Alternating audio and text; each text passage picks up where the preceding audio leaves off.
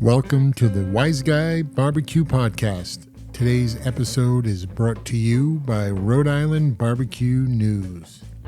Stay up to date with the latest barbecue trends, tips, and events from across Rhode Island, through New England, and around our nation. Whether you're a pitmaster or a backyard hero, we've got the sizzling insights you need. Visit us at ribbqnews.com. Welcome back to Wise Guys Barbecue, the podcast that celebrates our passion for exceptional barbecue wherever we discover it. I'm your co-host, Vin Porcaro, and joining me is my partner in crime, Charlie Baldwin. As promised in our last episode, we have an exciting show planned that will immerse you in our fascinating world of barbecue safaris. We'll recount our experiences from our first safari back in May, which we traveled down to North Carolina. And we'll introduce you to our upcoming trip this August 1st through the 4th in South Carolina. So here we go, Chip. What do you think? I mean, I know we kind of talked a little bit about North Carolina, but I want to get a little bit more into the restaurants and the folks out there because we had a great time. Unbelievable time.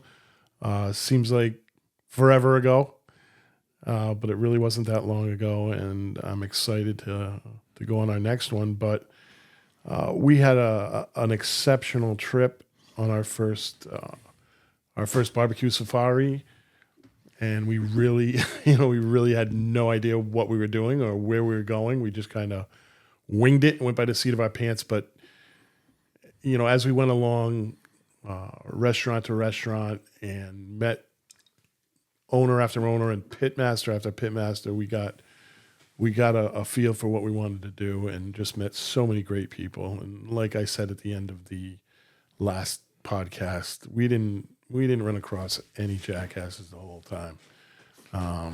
Just a brotherhood. Even the competitors, two restaurants that are in the same area. They never ran each other down. Of course, they promoted their stuff as the best, but as soon as we asked, "Hey, what's a good place? What do you like?"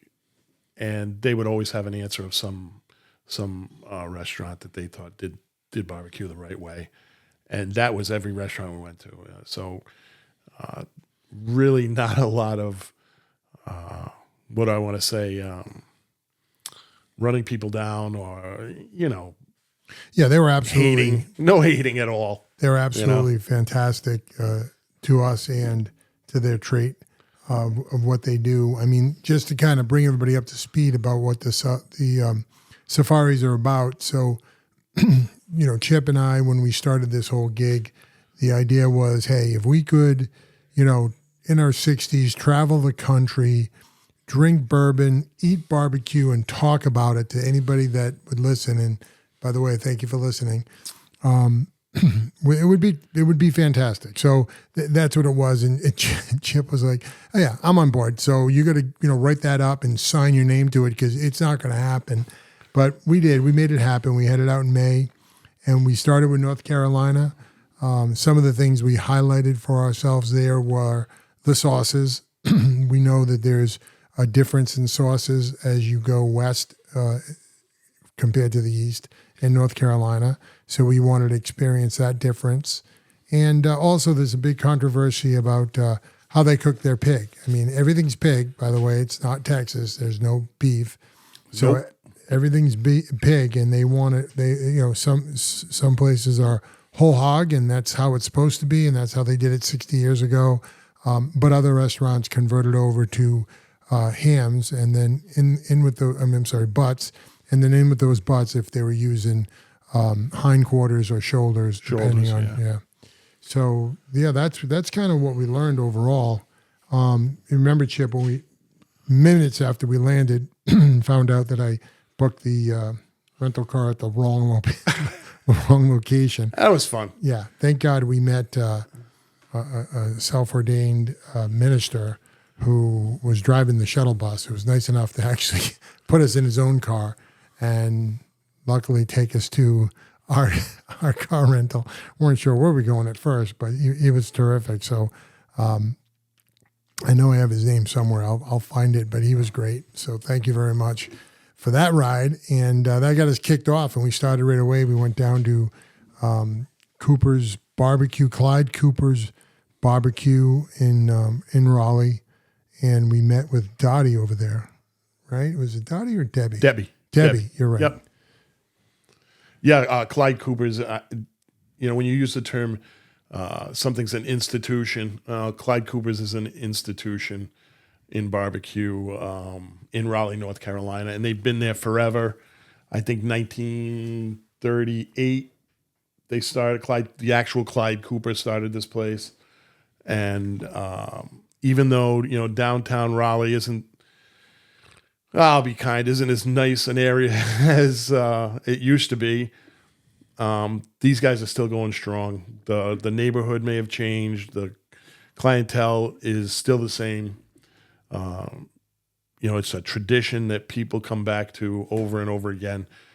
And like anything else, everybody has their favorite restaurant, and down there it's no different. Everybody has their favorite barbecue place, and they're loyal to it, and they swear by it, and they keep coming back. And Debbie was just, in my own words, just a pistol.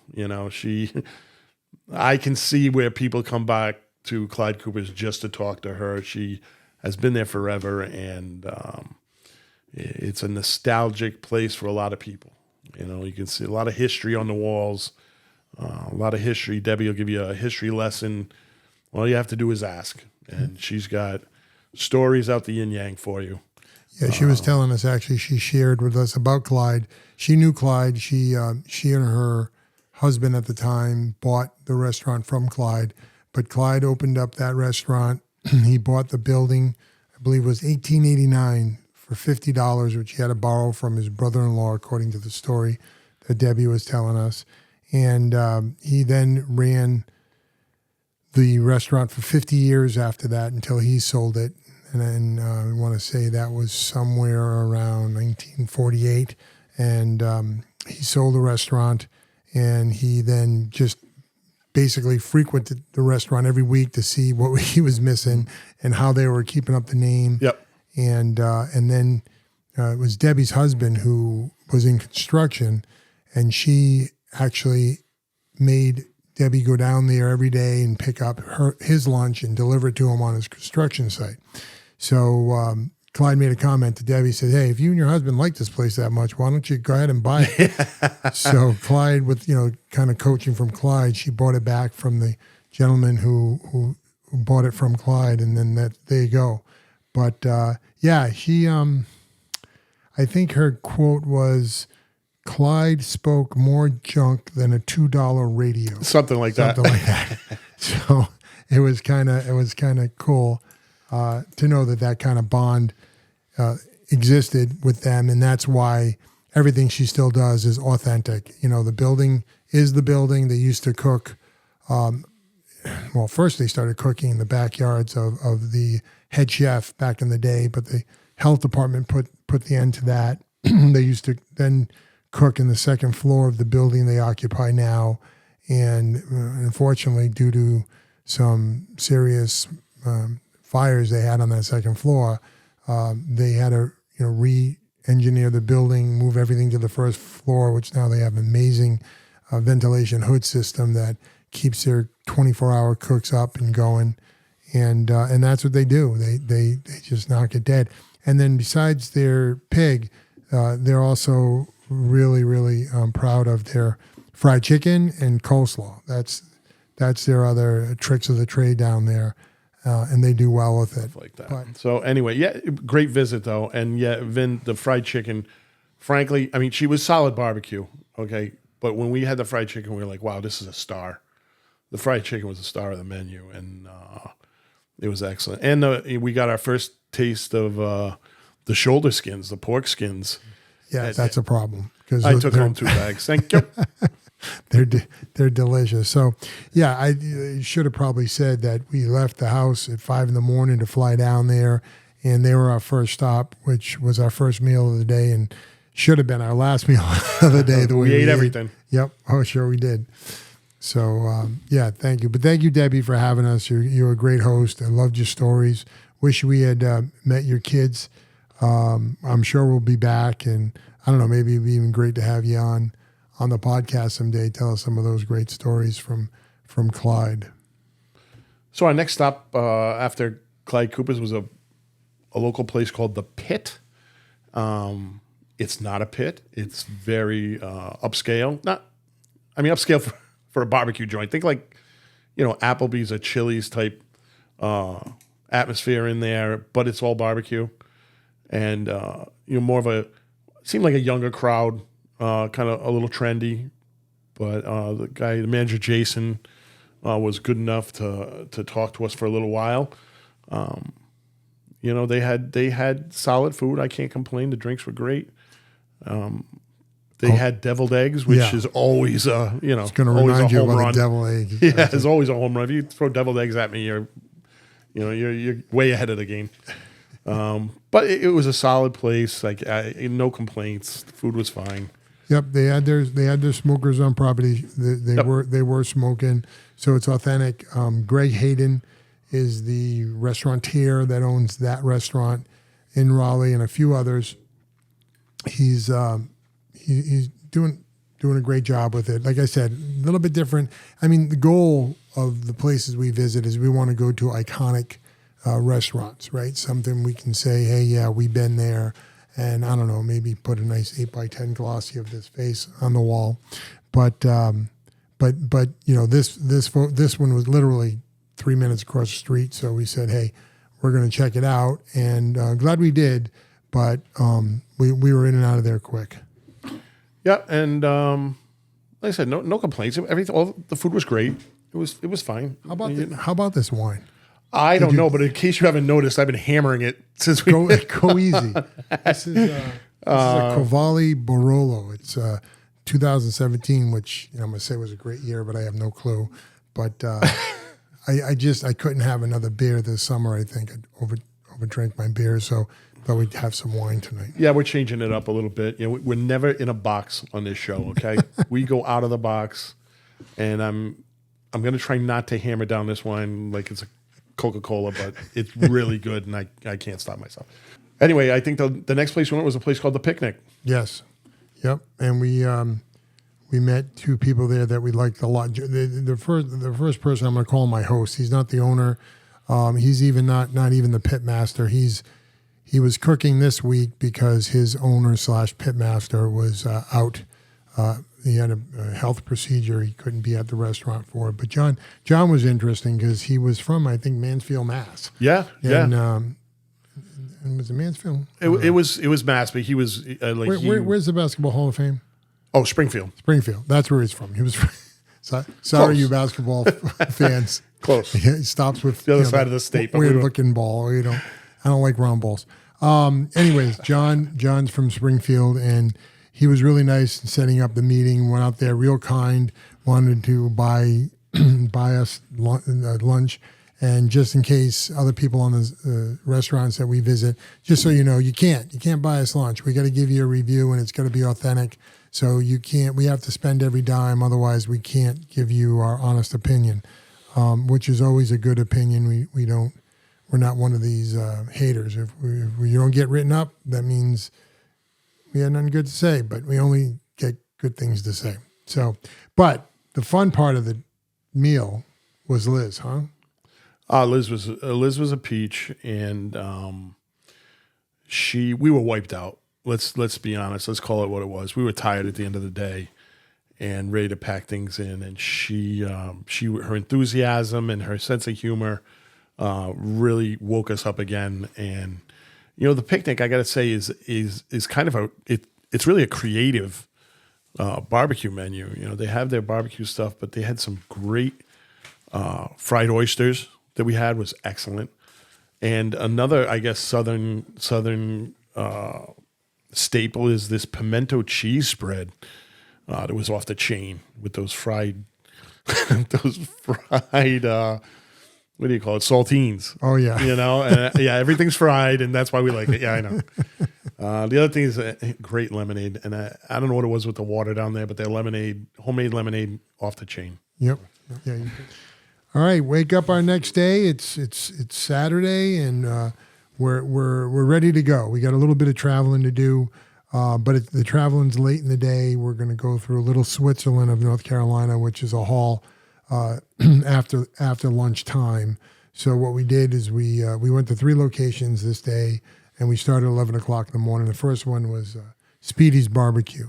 Great place. Yeah. Do you remember his name? Roy. Yeah. Roy was a treasure. Yeah, he was unbelievable. So you walk in, of course, we sent out emails and we sent out letters and try to get people's attention that were coming. A couple of restaurants replied back, but others didn't. But the good news is when we got there, they remembered the card, and they were happy, and they were like, "Oh yeah, Roy's right here. Come, he'll talk to you." And yep. Boy, did he ever! He was a great interview. Vet. He was a vet. Was it Vietnam? Vietnam vet. Yep. Yeah. Yep. Vietnam vet, and he had 100 stories about Vietnam, I'm sure, but he stuck to the food and the place, and just a very warm and busy atmosphere, but it's just a great place to sit down and eat. And we were there with the lunch crowd, so people were coming and going. They had there were people lined up. Yeah, remember? we got there. We got there early at opening. At opening, yeah, we maybe 15 minutes early, and there was, we're like, geez, 11 o'clock in the morning. I know they don't serve breakfast because I checked their menu, and but there were cars in the parking lot. There were people, talking out front, and they were lining up, and and there were the workers were in the back having their last cigarette of the morning. Yeah, before chaos. And we're like, hey, you guys open? Like, we don't know. We're from Rhode Island. So, and they're like, oh yeah, we're just waiting for 11 o'clock. Roy's going to unlock the door at 11. It locks people out, which is cool. It's so funny. I wrote down in my notes here, the drinkable sauce. We talked about Carolina sauces, and, we kind of went north and west. So that's the sauce can be a little different. It's got some tomato in it. It's a red color, still kind of peppery. But like you go east, and Roy's had East Carolina sauce too, which was the stuff I was drinking. But it's more of like an amber liquid, very thin, lots of pepper in it, just amazing. And not like a thick, Sweet Baby Ray's barbecue sauce by any means. The sauce is thin, and it's served beside your meat, so you can put it on as much as you want. But your pulled pork and your ribs, they don't come out with layers of sauce all over them. They let the meat speak for itself. One of the cool things I noticed about the Speedies was, if you ordered the pulled pork, they ask you how do you want it, and I was clueless. I was like, pulled. I didn't know what I was talking about. They're like, no, we have it like 3 different ways. like chunks.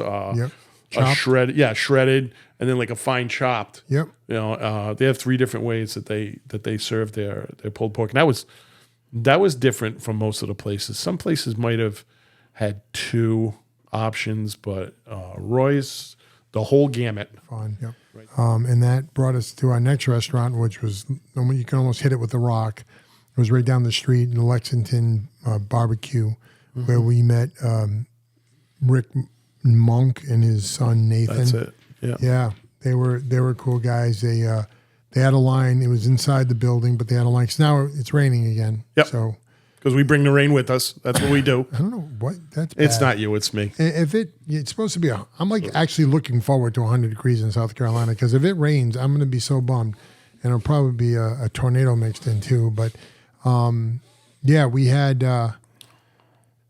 some good food there. We walked in, we knew what we're doing. We saw the line. We said, "Okay, guests get in line," and then right away the owner, Rick, said, "Hey, how you guys doing? And can I help you?" And I said, "Yeah, we're." Pull out the famous RI Barbecue News card, and he recognized it, and he's like, "Yeah, come on, sit right here." Pulled us up to the bar where he was actually, right in front of the serving station. Yeah, he was kind of triaging the orders at the window, and for the whole restaurant, and this way he could kind of take care of us as well. And again, we didn't order; we asked him to suggest, and he gave us some delicious food. One of them I remember was a smoked turkey. Oh yeah, yeah, fantastic. Yeah, it was different. Yeah, Lexington was, when we first walked in there, we unfortunately thought it was going to be like that place we told you earlier where we walked in. It was kind of like a Ponderosa, and we didn't think there was going to be anybody to talk to, so we just it was the end of the day, and we went on to the next place. And Lexington, we walked in there, they were so busy. They had a solid line at lunchtime, and these two guys, Nathan, and what's the father's name? The Rick and Nathan and Rick, they took care of us, I mean, as well as you can do, and never missed a beat with the crowd that they had going through there. And they were, frankly, that place was a machine. The people were coming and going, and they never missed a beat. There was, maybe you waited like 5 minutes or so, but you didn't wait long for a table. Like, they just churned them in and out. Yep. They had 4 smokers. They had 2 of them going that day, 4 external smokers in the building. It was good. They only burn hickory and white oak for their smoke.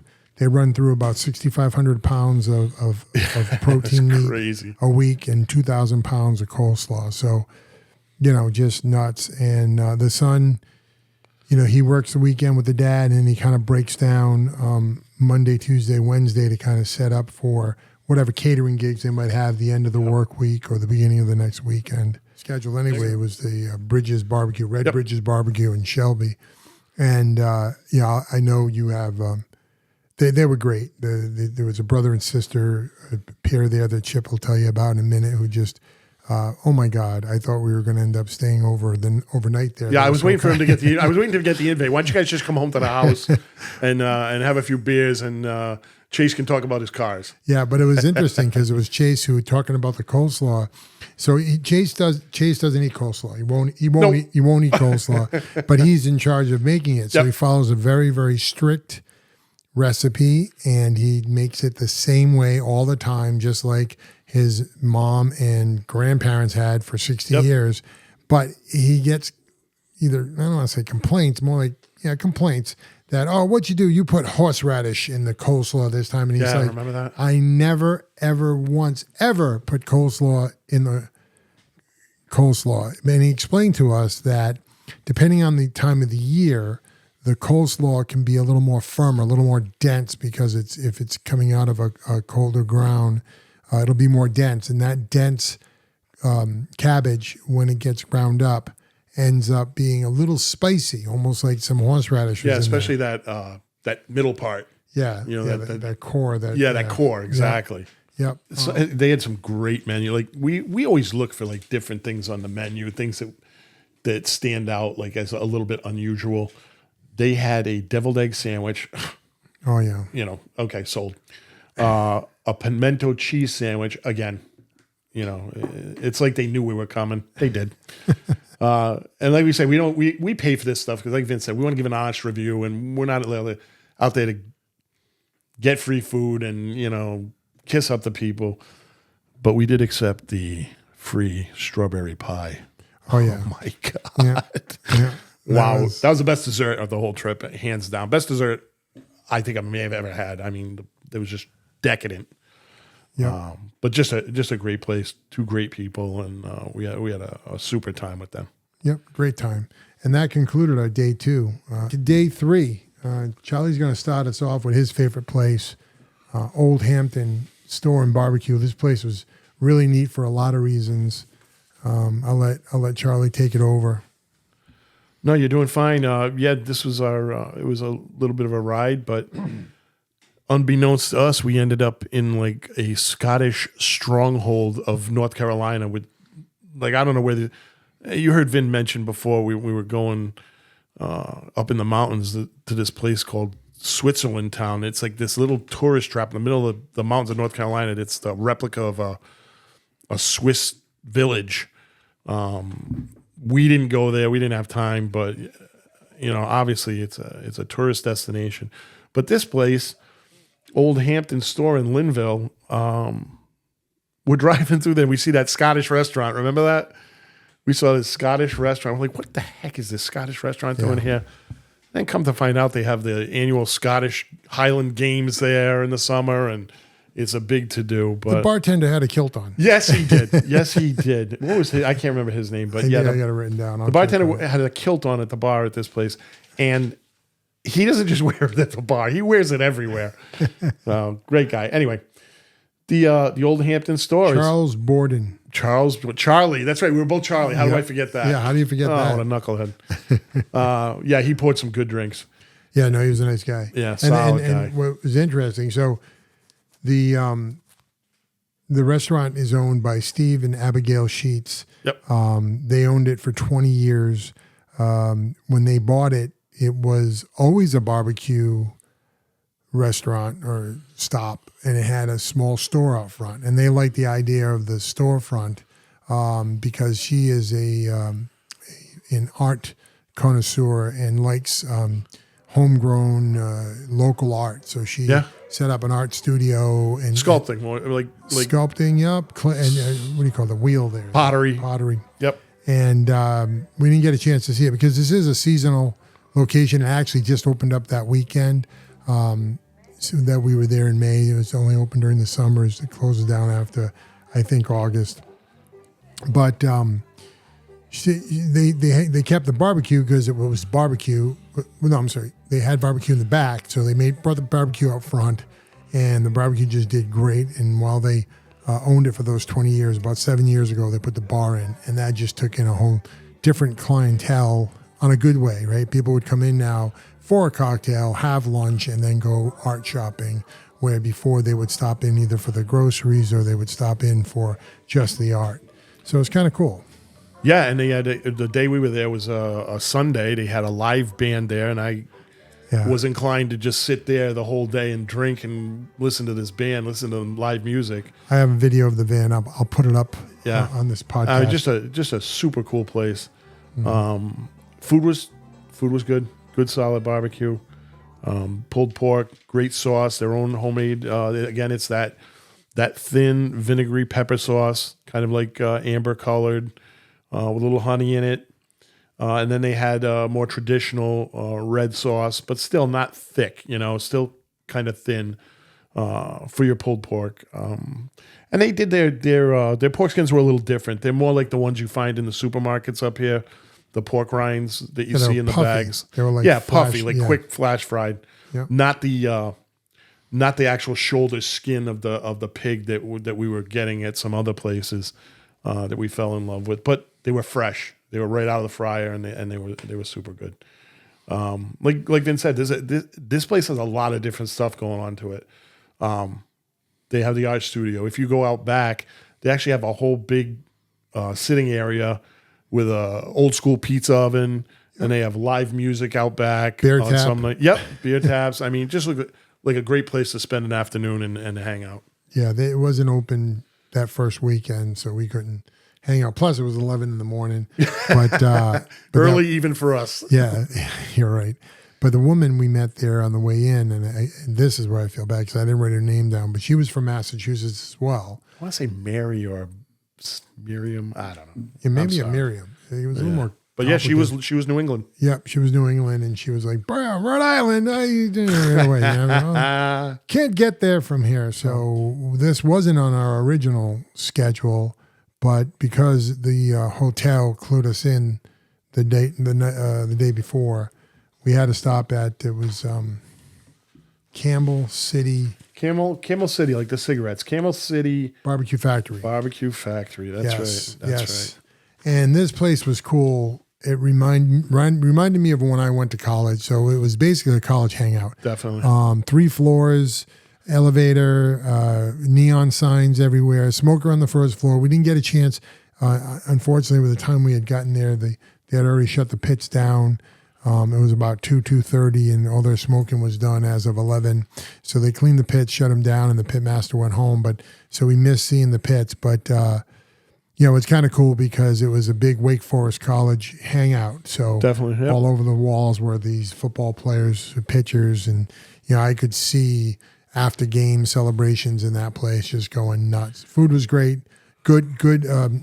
What I liked about it was it wasn't just good food. They had a good cross section of different things to eat. They didn't just come in and give you the traditional 3 different meats and there you go. They had all different kind of good eats there and yeah, I enjoyed it. And the beer was on tap, cold and it kind of like just automatically showed up at the table. I don't know how they did that. But Yeah, no, he must have got a vibe from us. There wasn't a lot of people in there, so yeah. he had an easy read on us. Remember, they had the whole video game room, like old school, like coin operated video games that you used to see in the malls back like in the an day. Arcade. Yeah, arcade. That's it. Like a big room with all these old school stand up and play video games, and they said that was really popular. But yeah, the guy came out and said, a Friday night here, Thursday, Friday night, Saturday, during football season, especially, the place is packed and you can't get near it. Yeah, and right out in front,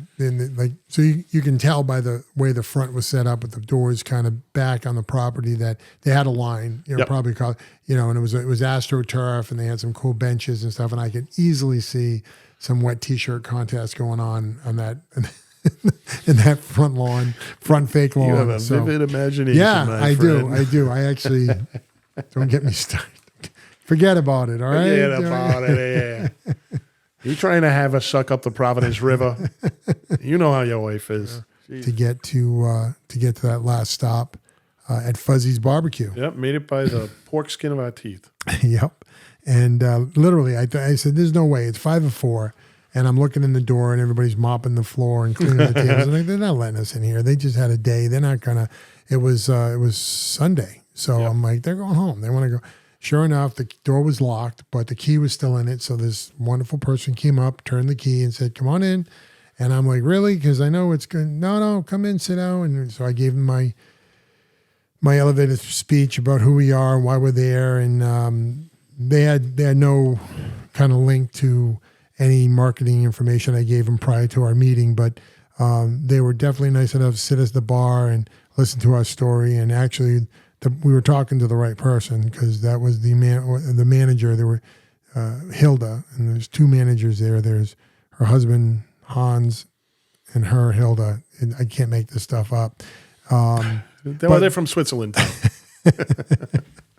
But apparently, Fuzzy was a gentleman who wanted to, stake his claim in barbecue in North Carolina back in the 50s, and he did. And his claim to fame was he had a movie star come in through the front doors and said, "This is the best barbecue I've ever tasted, and we need to put one of these in New York," which they went ahead and sponsored, and he set up, and he had Fuzzy's Barbecue in New York City for a lot of years and became very famous. I mean, these restaurants are the mainstay in what people do day to day in their jobs and their income. And, obviously they take care of it, like I said, as if it was their own.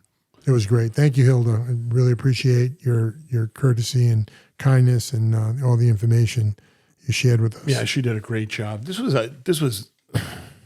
a blue collar, working man's barbecue place. It looked like if you see in the history books some of those old cafeterias back in the South, where lunch counters, they used to call them. Yeah. Where they wouldn't let. Can't stop drinking this wine. I know. I'm trying to lay off it, but those lunch counters, you see the old pictures from during the civil rights era. I gave it to you because I thought it was garbage. It said 92 points on the last. You gave it to me because you thought it was garbage. You thought I don't want to waste the good stuff on them. In case I had a real. See. I said, I got to get rid of this bottle. And I love Barolos usually, but some of them. Glass, sir. Some of the Barolos I've been tasting are just real too many tannins, too much chemical in it. And this is good. I hate to say it. I think we're going to have to do this once an episode. Just bring out a bottle that I wouldn't give to anybody else. Okay. It's the lack of respect that I deal with here on a daily basis. Okay. Just a blatant lack of respect. But it's like good. I'm not a wine drinker. Okay. Yeah, I know. I get it. I drink gin and beer. All right. Okay. But he's got to bring out the wine and embarrass me. All right. It's really good. I love you, brother. Okay. You're the shit. And this wine, I'm not a wine drinker, but I'll drink it. It tastes great. There we go. Day 3, we headed out of, we stayed over at Reedsville Inn Suites. Fine place. Yeah, nice. That was in Reedsville, North Carolina. Yep. It was a mile away from our next stop. So we're flying home today. Today's Monday. So we had to get a quick couple of restaurants in. We were really looking forward to a second stop because we were talking to the gentleman about it the whole time. So we wanted to get over there. But of course, we couldn't miss Short Sugars because that's iconic. That's just super famous out there. And Started off a little bizarre just because we were there at 9 a.m. You know, they do serve breakfast even on the Mondays, I think all week. So we stopped in and we had some breakfast items. We explained to them what we were doing. They were happy enough to give us we actually had 2 sets of pork barbecue because they had given us some of their leftovers from the previous night's cook. But then they just weren't quite ready. They weren't quite serving the pulled pork. No, but then they did. But they did. Like, but yeah, they went. She went back and got afterwards. She was like, "Oh, good. We got some of today's cookout here. Taste this." So we ended up tasting it twice, and that was on top of breakfast because I had to have breakfast. I was 4 days. I didn't eat breakfast because we had so much goddamn. We needed barbecue. a change up. Yeah, so I ate everything. I had breakfast. Glad we did. Yesterday's pork, and I had today's pork, so I ate a lot. But I went with the sausage and biscuit with gravy, I think. Yes. My God, I feel my arteries hardening as I ate it, but yes. Excellent. Olivia was very, very nice enough to clue us into the menu and get us through it. She was a young girl. She was still in college, I think. But she was running the show there, though. Yeah, she'd been there a little while, so she knew what was going on. And it's kind of interesting because as we start this adventure with Rhode Island Barbecue News, for the people who don't know, I'm a backyard smoker. I smoke on a Yoder pellet smoker, and we knew it needed a name, and so we could talk about her correctly. And we were going back and forth with a couple ideas, and we couldn't until we met Olivia, and we said, "Oh, there it is, Olivia." So our official mascot for barbecue, what is it? Evolution, barbecue evolution, is definitely Olivia, our smoker. And when we talk about Olivia, I'll get some pictures of her up on this podcast as well. So she's a peach. Yeah, she can handle any meat you throw at her. Yep, she can. God bless her. She likes waking up early in the morning for that meat. Mm-hmm. So we did it well over at Short Sugars. It was interesting to know. So there was a girl there, Megan, who I was talking on the phone with for about 3 days. Got some pictures here if you want to take a look at them. The pit of Short Sugars. Oh, nice. Yeah. So we on the way out after we've eaten. Now we're leaving, and we see them stoking their fires in the back. And so we said, "Oh, this is cool. Let's go see." Oh, and now we meet Megan. So Megan, we've been calling you for a week. Yeah, how you doing? Nice to meet you. Went through the whole thing from the start to the finish. She showed us how they build their fires, how they spread out their embers into the pits. The pits are actually internal, even though their firebox is external. And strictly logs. Yep, all wood. And God, that fire was damn hot. And those girls were not afraid to get knee deep up close to get those embers spread underneath these smokers. But and then she introduced us to another girl. I wrote down Corbin. I don't think that's her name. But it was cool. She was a younger girl right out of college. She was third generation. Yeah, she was family. Yep, she was third generation. They were actually Megan, who was there for 11 years, was breaking her in. Correct. To learn the business so she could eventually be her boss, take over and go. So that was great. That was nice. Then let's go back. Let's go back to their fire pit. Their pit. They obviously they strictly use sticks, or they call them sticks, but logs, whatever you want to call it. How's that different from a pellet smoker? I mean, where's the main difference? We go to some of these competitions, and some guys are pellet guys, some guys are stick guys. But what's the big difference between those two operations? So it's really the work that's involved, honestly, and the control of the smoke that you have from the work that you do. So just like you had said, stick smokers usually offset barbecue smokers that burn wood. So the box is off the smoker. Yep. Not like under the flame is not underneath the. They're both. The cooking. They have some that flame underneath the logs that smoke under, kind of like a drum or a kettle.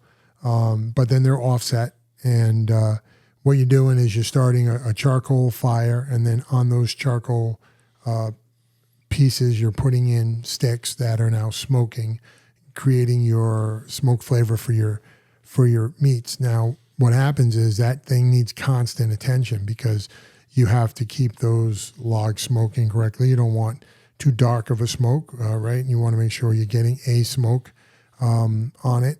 and every hour you're messing with it. You're just feeding it logs, and you're paying attention, and you're spreading embers, and that's what you got to do if you're burning sticks. If you're not, you have some other options. You can burn pellets. That's the most popular one. There is another one now that's starting where they have stick dropped or conveyed pieces of wood that fall onto charcoal briquettes and cause a smoke. I've seen them. Professor Barbecue had it at the last Rhode Island State competition. A little bit over my head. I'd have to, in zero experience, but the pellet smoker that I have, so it's, the pellets are made out of compressed wood. So they're wood, and they're flavored wood. They can be, every flavor out there that you can get actual sticks for. But what you're doing is you're filling up a hopper that is controlled with an auger that slowly drop them into a fire pan. And then in that fire pan, there's a fan that blows air over it, which causes the flame and the smoke that cooks your meats. It's a little more automatic. Yep. You set it and forget it. I hold 25 pounds of pellet in my hopper. It can burn 15 hours, at a 250 temperature, no problem. Without you touching it. Without me touching it. And now, this year I took my smoker's about 7 years old.